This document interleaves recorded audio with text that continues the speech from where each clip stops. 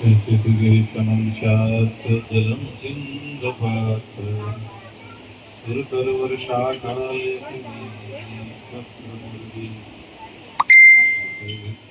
शारदा सर्वकालम् तदपि तव गुणानामीश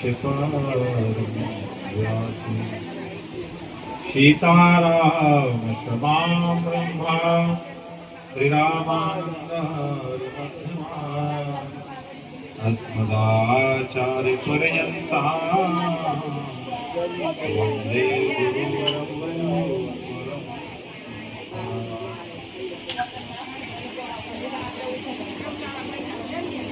આજે પવિત્ર પાવની ભક્તિ અને પુણ્યનો ધરાધામ એટલે ભાવર. હજારો ગાયોની સેવા ભાવર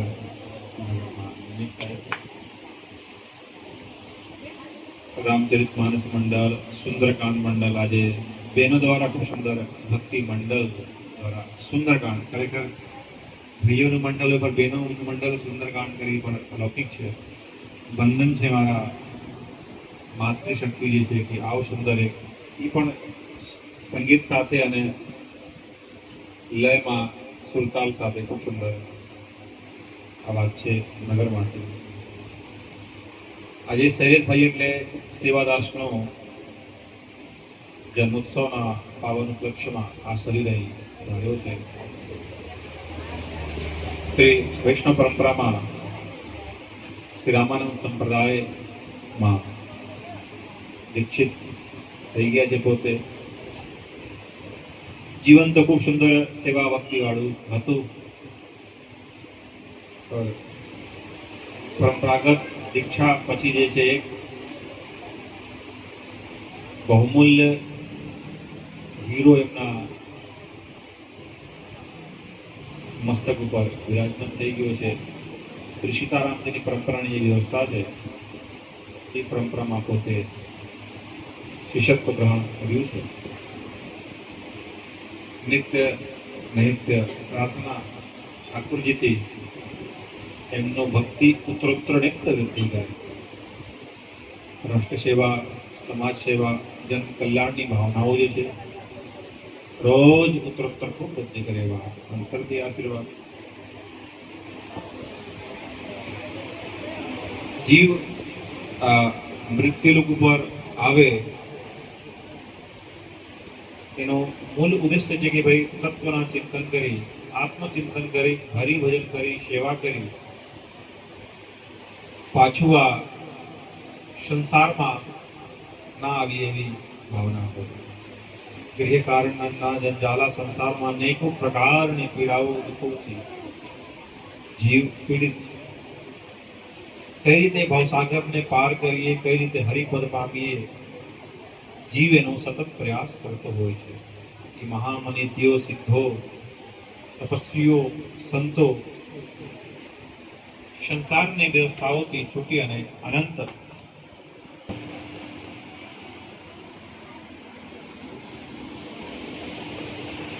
જે સંપૂર્ણ જીવો છે ભજનના હેતુથી છે કે ભાઈ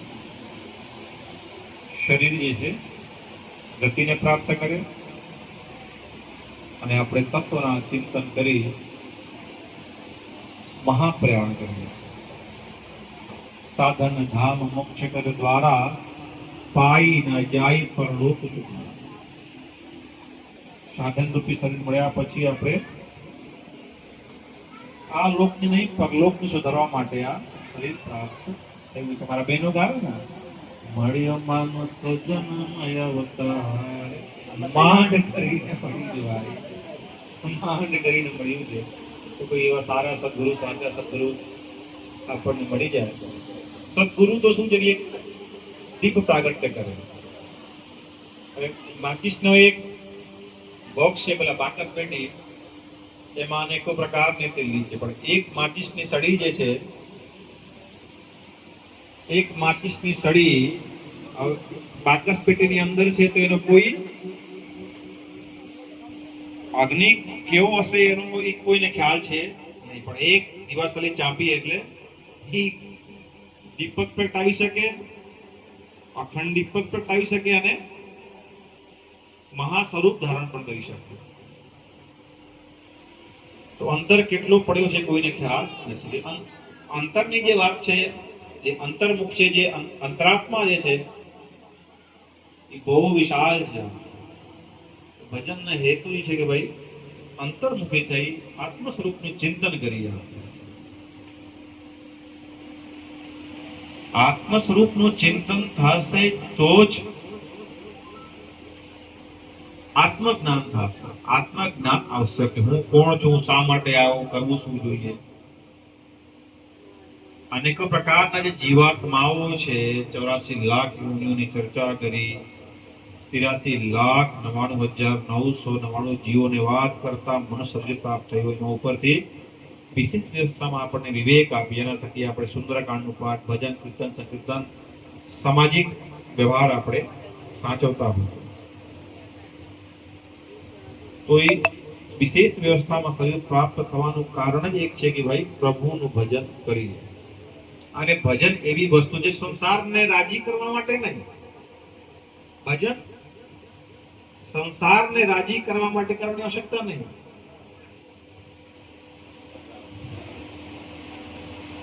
કે સંસાર રાજી થશે ખૂબ આપણે પતાઈ નહીં. ભગવાનને રાજી કરવા છે આપણે. તો સંસારને રાજી કોઈ કરી શક્યા છે જ નહીં, કરી શકશે નહીં.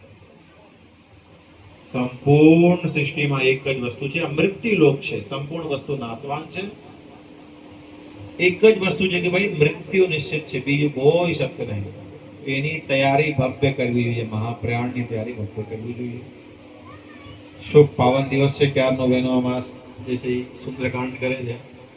સમય ખૂબ પણ થઈ ગયો છે. પુનઃ સેવાદાસને અંતરથી આશીર્વાદ આપીએ. ખૂબ સુંદર દીક્ષા આપને પ્રાપ્ત થઈ ગઈ છે. એ મંત્ર જે છે, વ્યવસ્થા જે છે, વૈષ્ણવ પરંપરાના કોઈ સંબંધ નહીં. ગુરુમાં સામર્થ્ય નહીં, મંત્રમાં સામર્થ્ય છે. નક્કી આપણે કરવાનું છે કે ક્યાં સુધી પહોંચવાનું છે. ગુરુજી ખાલી એક દીપક પ્રગટાવે, એનું સિંચન વચ્ચે તેલ છે, ઘી છે, રેડવાનું કામ આપણો છે. વચ્ચે કદાચ બત્તી ઓલી થઈ જાય એટલે દીવો થોડો મધ્યમ પડી જાય. ગુરુનું કામ છે ક્યારે ક્યારે છે એમ થોડું હરખું કરી નાખે, પછી ચાલુ થઈ જાય. પણ પોતાના માટે ભજન પોતે કરવાની છે. જાતે જ કરશું તો જ પ્રાપ્ત થશે આપણને. આ કર્મ પ્રધાન યુગ છે, કર્મ મહત્વ છે. કર્મ નિત્ય કરવું જોઈએ. વાઈને ખૂબ ખુશ થઈ ગયો. ખૂબ સુંદર ભગવાનના વિગ્રહ છે, સંપૂર્ણ દેવતાઓ વિરાજમાન છે. જીવન ખૂબ સુંદર છે સેવાદાસનું. અને કંઈ ના કંઈ પડતા હોઈએ. ભગવાન ભાઈ તો હવે એમના વિષયમાં શું કહીએ, તો લગભગ 40 વર્ષથી આ સેવામાં લાગેલા છે. નાની મોટી સેવાઓ કરે છે, પણ હજી સુધી બંધ કર્યું નહીં સેવા.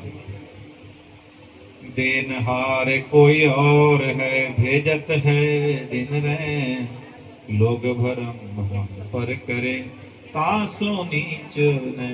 ભગવાન શક્તિ અને સામર્થ્ય આપી છે તો આપણે સેવાનું, ભજનનું, દાનનું, જમાડવાનું, સેવા ચાલુ જ રાખવાની છે. બંધ ક્યારે કરવાની નહીં. હંમેશ ચાલુ રહે અહીંની સેવા. એવા ખૂબ અંતરથી આશીર્વાદ. અહીં આરતીનો થઈ ગયો છે. મારી ઈચ્છા એવી છે કે આ શરીર જે છે એ હાડ માસનું શરીર છે. એમાં શું છે, મલમૂત્ર જે અંદર છે. શું મારી ઈચ્છા છે કે આ શરીરનું પૂજન કંઈ હોવું ના જોઈએ. આમ તો આ શરીરમાં કંઈ નથી. આમ તો હાડ માસ છે, મલમૂત્ર છે. હવે એના પગ ધોવાનું, માથું ઉપર ફૂલ ચડવું છે નથી. પણ ભાવ છે એટલે આપણે સ્વીકાર કર્યું છે. શરીરની પૂજા હોવું ના જોઈએ. મનુષ્ય ક્યારેય ભગવાન બની શકે નહીં. એટલે આપણે સામાન્ય ભૂમિ ઉપરના જીવ છીએ. આમ તો અંતરથી બેનોને ખરેખર અંતરથી ધન્યવાદ. એક દિવસ બંધોડ આવ્યા તો નહીં તમે બધા લાગે? એક મંડળ આવી દે ત્યાં. એક બાર બંધોડ પધારો મંગળવારે યા શનિવારે. સંપૂર્ણ વ્યવસ્થા શ્રાવણ મહિનામાં આવે એક દિવસ. આજે શનિવારે આવો 4 વાગે તો 4 થી 6 આવો તો ત્યાં સંપૂર્ણ વ્યવસ્થા બહુ સુંદર. મને ખરેખર ગમ્યું. આમ તો એક શબ્દોની શુદ્ધિ, એક દિવસ સુંદરકાંડ ત્યાં પણ કરો, જ્યાંથી સાધનની વ્યવસ્થા બંધોળથી કાં તો ભગવાનભાઈ કરી દેશે.